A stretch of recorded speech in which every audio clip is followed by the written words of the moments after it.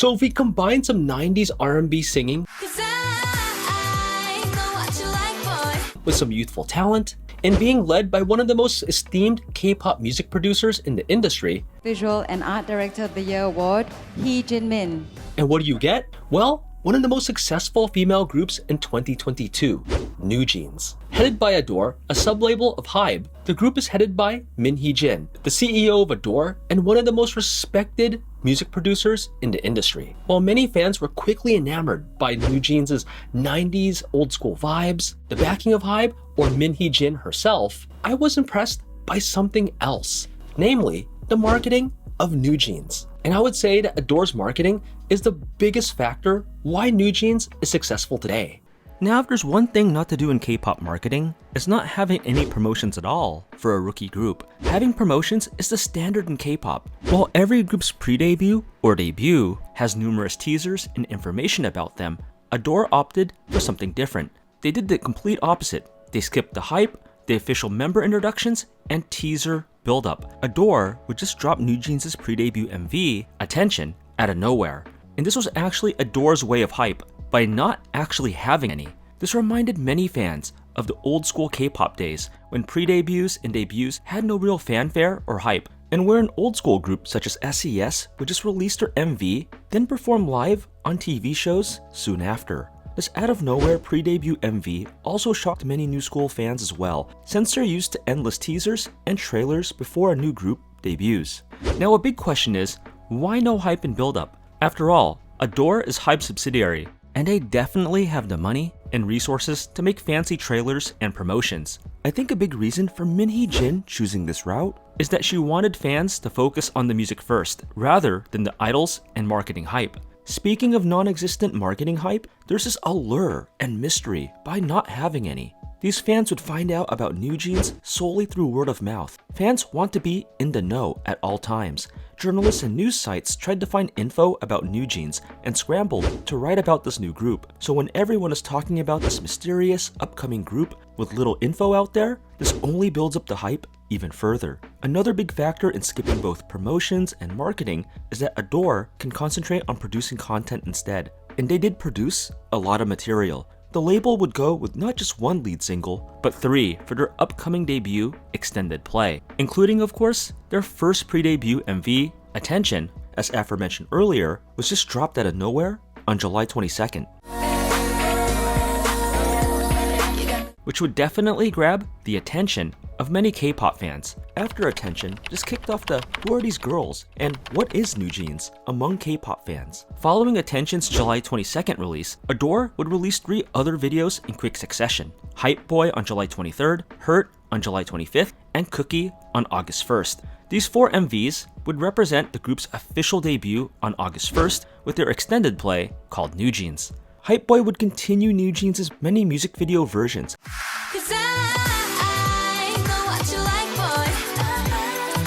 ADOR would employ a strategy of releasing multiple versions of an MV. The song had 6 different releases, 2 performance videos, and 4 MVs for each member, with Danielle and Herin teaming up in one video, which all showed a different story. The reason for the 4 different member MVs was so the public started learning each member's names, which is another facet of ADOR's marketing strategy. Having multiple title tracks made the group stand out and pushing NewJeans higher and higher on YouTube's recommended videos. Speaking of bunnies, that would be the official fan name of NewJeans, or Toki in Korean. All this shows that Min Hee-jin and ADOR thoroughly studied the K-pop landscape and saw what fans wanted. And in this case, fans didn't want any more flashy promotions or pre-hype, but rather some solid, feel-good music and a lot of content. NewJeans had fun themes within a short story that viewers resonated with. One example would be Attention, where the girls are just having fun behind a school stadium setting. Rather than go with the typical MV format where you see the singers performing right away, the music video starts with a story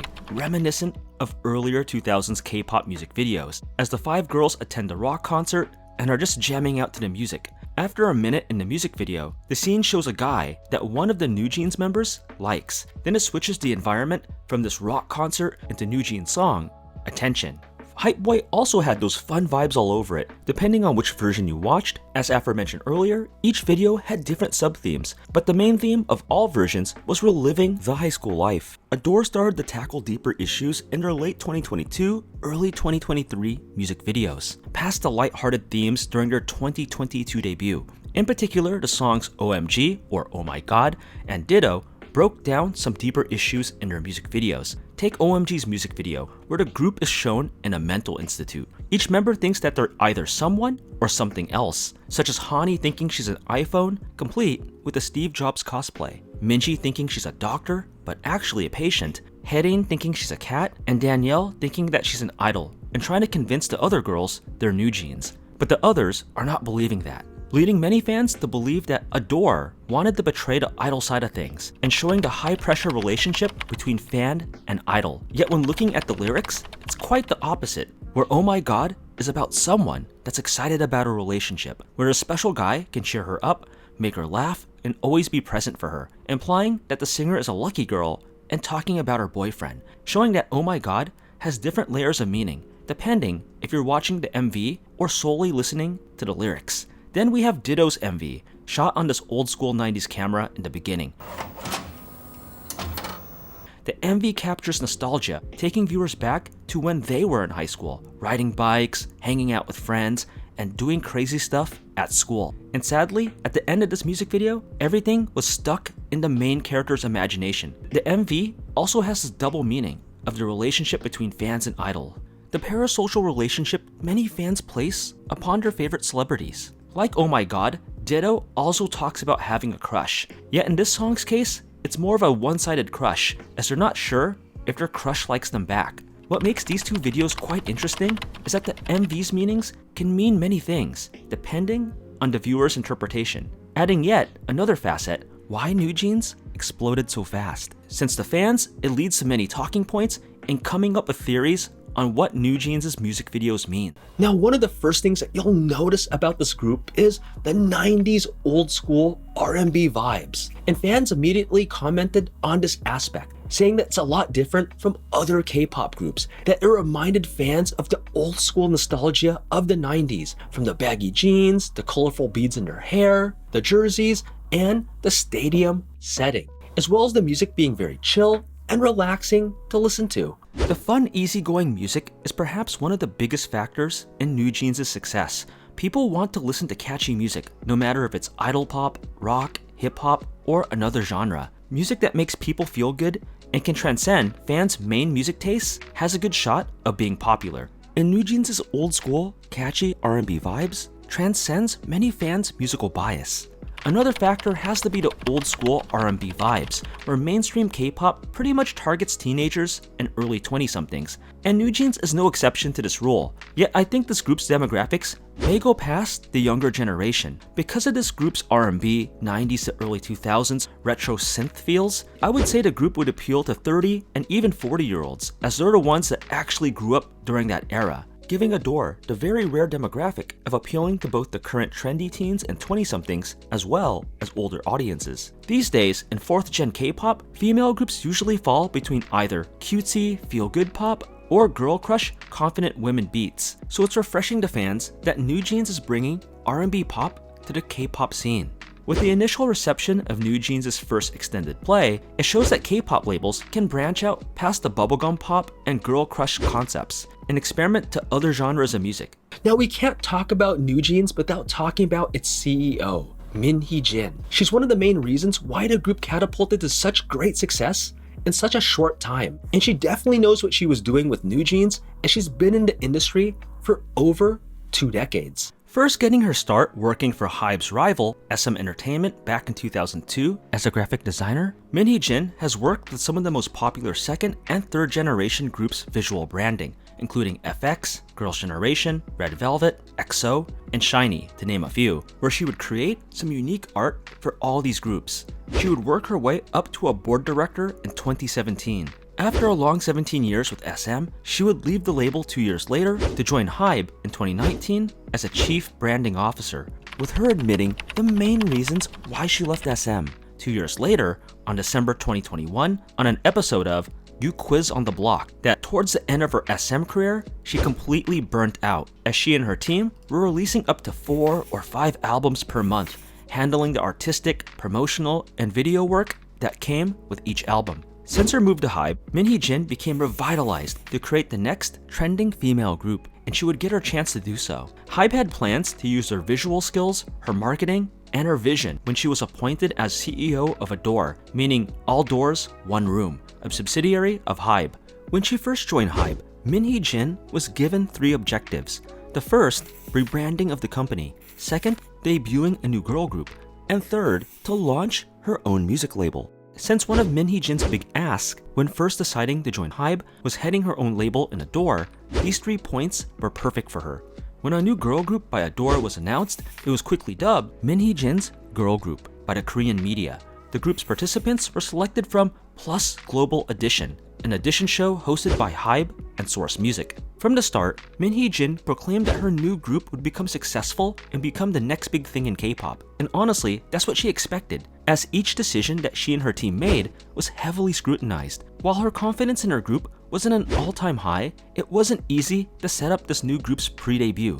Yet ADOR's hard work would pay off fast. With Min Hee-jin at the helm and the backing of Hybe, the group that would become known as NewJeans was put in a great position to explode quickly. Now, many fans may attribute NewJeans' success solely because they debuted under a Hybe label. Now, I see this all the time in comments when explaining NewJeans' success, where these fans will often say, because of Hybe, giving all the credit just because they debuted under the biggest label. And I do admit, it is a huge advantage debuting under the big 3 or Hybe, as it gives a rookie group tens of thousands of fans, if not more, when first debuting. It is definitely one of the biggest advantages, as it's akin to graduating from a top-tier university or an Ivy League school. Yet, just because a rookie group debuted under a huge label doesn't necessarily give them guaranteed success. One good example is NMIX, a female group under JYP that had a lot of hype going in and debuted just a few months before NewJeans did on February 2022. The group was supposed to be the next big female group, yet when NMIX debuted their song OO, it received mixed reviews and was quite polarizing to fans. Due to its experimental nature and messy song production, NMIX stumbled out of the gate. Their February 2022 debut was well below expectations, especially since they were from the big 3.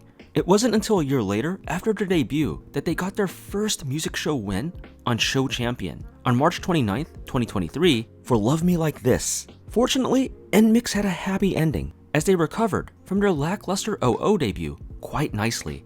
Now, this example is not to pick on NMIX. It's to show that their JYP upbringing didn't guarantee them automatic success. They still had to work hard and have good songs to become successful. There's also other groups that debuted recently under a huge label that, yes, had good views and sales during their debut, but fell off months later, forgotten by the Korean public, and never achieved the high numbers during their heavily promoted debut, despite their big label privilege. So for some fans to say, duh, because of Hybe, is really selling short why NewJeans exploded in just 8 months. The aforementioned unique marketing that ADOR pulled off, which is dropping NewJeans' pre-debut, the youthful girls ranging from 14 to 18 years old with a down-to-earth vibe and girls just having fun, and of course, singing some retro R&B bangers, and it's easy to see why many fans are gravitating to this group. One of the biggest strengths that NewJeans has is their music appeal to music fans. In general, I've seen many fans that commented on YouTube comments, social media,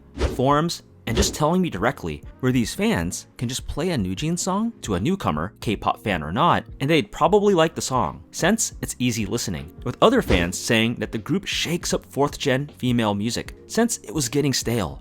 NewJeans' music represented that breath of fresh air, that their songs have this Y2K nostalgic feel to them. Unlike many other groups, where fans will only like a group after seeing a song's MV and choreography, NewJeans doesn't have to depend on those factors. Their songs are quite straightforward, and it sticks to a solid R&B line. The best way to describe their songs is that it's just simply pure good music, where their music is the biggest focus. The ballsy pre-debut move that Min Hee-jin and ADOR did has paid off in spades. ADOR announced on July 27, while the label was in the middle of releasing back-to-back MVs, NewJeans had over 444,000 pre-orders in just 4 days after their pre-debut. By August 4th, 2022, their pre-debut extended play achieved 2.06 million streams, 226,000 listeners, and 88,000 followers on the day of its August 1st release, with the extended play also topping iTunes top charts in 9 countries, including Thailand,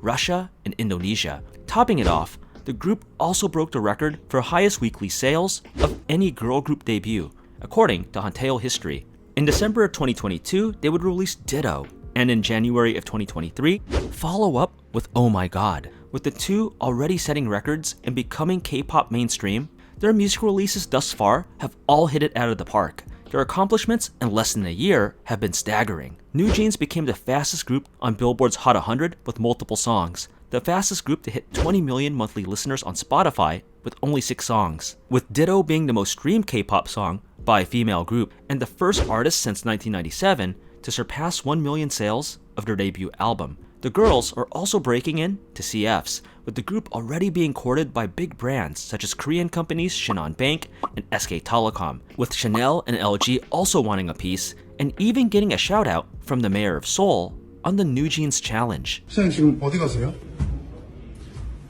뉴진스의 하이보예요. To top it off, they became ambassadors of Levi's 501 jeans, which makes perfect sense as their group name has the word jeans in them, and partnered up with one of the largest beverage companies in the world, Coca-Cola, in an MV called Zero.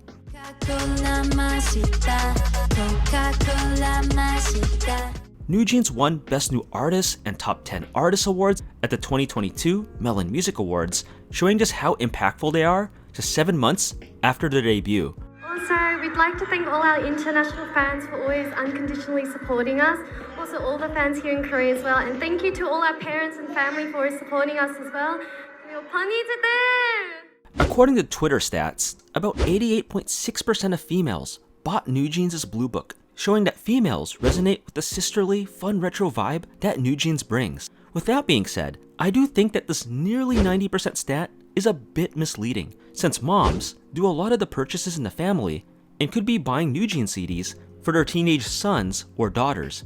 Also, from seeing NewJeans events thus far and talking to K-pop fans, I do think there's a lot more male fans than just 11.4%, as male fans are also into NewJeans choreography and retro music. I've seen by one dance group, Young Nation Crew, doing NewJeans' Oh My God dance in Paris. These days, the group has been trending on big social media platforms, TikTok, Twitter, Instagram, Hybe, and Facebook, with these dances showed on social media turning people into bunnies or NewJeans fans.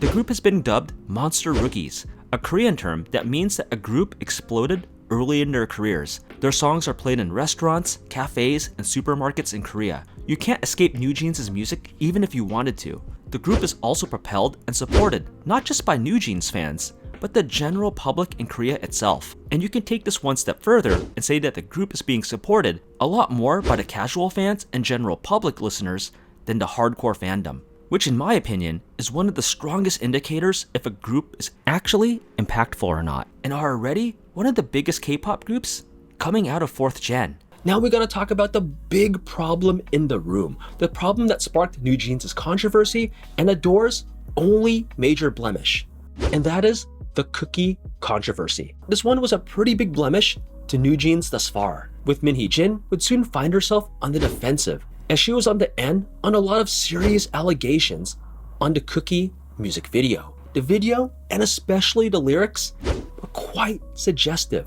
with many Western fans criticizing Min Hee-jin for being very inappropriate for a teenage song. Here's a snippet of these lyrics. Cookies I made, it's so soft. What?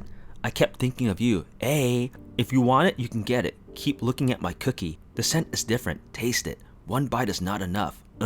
Take it, don't break it. I want to see you taste it. In my best monologue or singing, those are just a snippet of those cookie lyrics, with many comments on those videos slamming Min Hee-jin and saying how those metaphors were inappropriate, where the word cookie means more than just eating a sweet baked delicacy. I've seen by these fans' comments here, where they call out ADOR and Min Hee-jin. These fans argue that in American English, where urban slang is often used, the word cookie, in this case, is something a lot more naughty. As our good friend Urban Dictionary says, cookie has another meaning, which I can't say out loud on YouTube, but you get the drift. These foreign fans would double down, saying that Min Hee-jin had Instagram posts that were inappropriate, as well as photos of a teenage Brooke Shields when she was just 15 in 1980. From this evidence, these international fans thought that Min purposely wrote Cookie's lyrics to be highly suggestive on purpose. While Cookie's lyrics became a controversy to overseas fans, other fans not from the US, as well as some Korean fans, disagreed with the naughty lyrics, with these fans saying critics took the lyrics too seriously or made everything suggestive, or that it's just Americans that think this way and put everything in a more perverted context, or saying that it's their music and they can do whatever they want with it, or they didn't think of those lyrics as perverted or naughty when listening to the song, or suggesting that if a person with a dirty mind wanted to think the lyrics is something more suggestive and naughtier, that they'll do it. With one commenter posting a video from a Korean native speaker saying that Cookie's lyrics are misunderstood by foreigners since they don't get the nuance nor culture. Yet overseas, the firestorm over the song's lyrics grew to the point where ADOR couldn't ignore it any longer. ADOR made an official, detailed announcement as criticism hit a boiling point, with the translated English version clocking in at 2,395 words and the Korean one at 1,620 words, which is a lot in Korean. ADOR's statement read more like a long essay than a simple PR statement, as the label was very detailed to ADOR's meaning of cookie, as they went through some of the writing process of the song, as the tone was quite polite from reading the Korean version. ADOR first explains what they were shooting for with Cookie's meaning, where the label was focused on the music, pairing the concept of burning CDs with baking cookies, which is a play on a conceptual verb in Korean. Then they explained that when you eat a meal, you're looking for something more exciting and sweeter than the main dish, which to many people is the dessert, such as ice cream, cakes, and in this case, cookies. Where ADOR explains, the song Cookie is similar in that people are looking for something more, something sweet, yet be humble enough and say it in a cute way that Cookie is that song that you're looking for, that will give music listeners that new feeling, that the label is going further, saying that some people like the dessert so much it becomes a staple of their diet. We'll paraphrase the rest, since ADOR's statement is long. So the rest of the summed up version is that the ADOR team didn't have any issues when writing the lyrics to Cookie, where the team consulted English professors, professional interpreters, translators, and native English speakers on the lyrics and slang used. The song was also written by two native English speakers, a Korean and Swedish woman, as well as the song being translated by a bilingual Korean woman. From everyone that the ADOR team consulted, as well as the songwriters themselves, ADOR claimed that the word cookie didn't have any connotation of being naughty, and that you can't stop nor control people into believing anything they want to. Basically saying that if a person wanted to interpret a certain word as being a lot more naughtier, they will. ADOR said that they ensured that they will protect minors, while not condoning stirring up controversy or suggesting that they have a hidden agenda in the song. Then they said that any further criticism will be considered slander and defamation, and that ADOR will take legal action against those that continue to speak out or criticize Cookie. Now, if we take Min Hee-jin's words at face value that she meant no harm, she and the writing team had to have known that Cookie's lyrics could spark controversy, especially since the group features minors. Add that minors are doing Cookie's choreography and singing those lyrics, and it would lend itself to many overseas fans criticizing the true meaning of Cookie. But it's not just overseas fans that caught the true meaning. A Korean YouTuber and Korean English interpreter, Kim Tae-hoon, who teaches English on Bridge TV, broke down Cookie. He concluded the song is inappropriate for underage girls, and he understood the dual meaning of cookie, which even some English learners that study the language as a second language may not understand the cultural context of the far naughtier version. Now, it's not to say that foreigners can't handle the more saucy songs, the more naughty songs, as they're actually more open to suggestive topics in general. For instance, Blackpink and Selena Gomez's collab of Ice Cream are quite suggestive in many of its lyrics, as it's not just an innocent song about a sugary dessert, but in this case, they were all adults singing the song. The bottom line is that a concept with minors that even skirts the line of being inappropriate, a lot of overseas fans will get mad and they will investigate more. Because if there's one thing the international community hates, it's exploiting or harming minors in any way. My take, I think ADOR could have easily avoided this and should have been more careful. And I'm not saying that Min Hee-jin and ADOR was trying to put the NewJeans girls in a bad situation or suggest those naughty topics. The optics just look really bad in the song. So to avoid this cookie controversy, I think that ADOR should have played this song a lot safer. Maybe have the girls actually bake cookies to give it to their crush or friends at school or in the same neighborhood while having fun, upbeat choreography, like their older videos. Rather than double down and say that ADOR's writing staff did nothing wrong, I think they could have said something like, "We'd like to apologize for these lyrics. Despite our best efforts to make sure that the English lyrics were appropriate, after further inspection and fan feedback, we now understand why fans thought the song could be taken in a different way. Again, we apologize and will do better with our lyrics in future songs." ADOR knows that branding and image are everything. I definitely don't have to tell ADOR and Min Hee-jin that. They're experts in the field. So something as serious as putting minors doing suggestive things is just a horrible look. A company just can't open themselves to a possibility like that.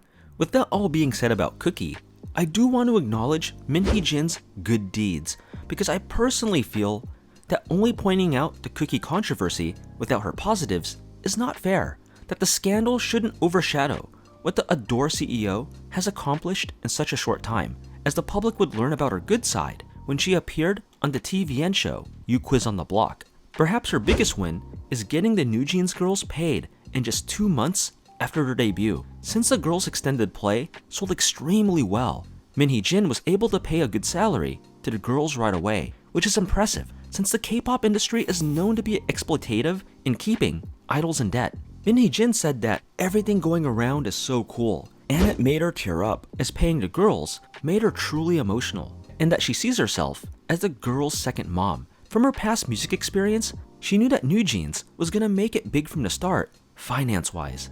And the girls did spend some of their hard-earned money. Minji, for instance, would spend some of that money on a gift for her parents, while Haein would buy 90,000 won, or about $69 in USD, worth of rings for herself. The girls also care for their CEO and second mom as well, as they often thank Min Hee-jin during award shows, praise her, and have dinner with her, as well as Min Hee-jin giving them nice, luxurious Christmas gifts, showing a family feel between CEO and her singers. Min Hee-jin paying the girls so fast was highly praised by both K-pop fans as well as people within the industry.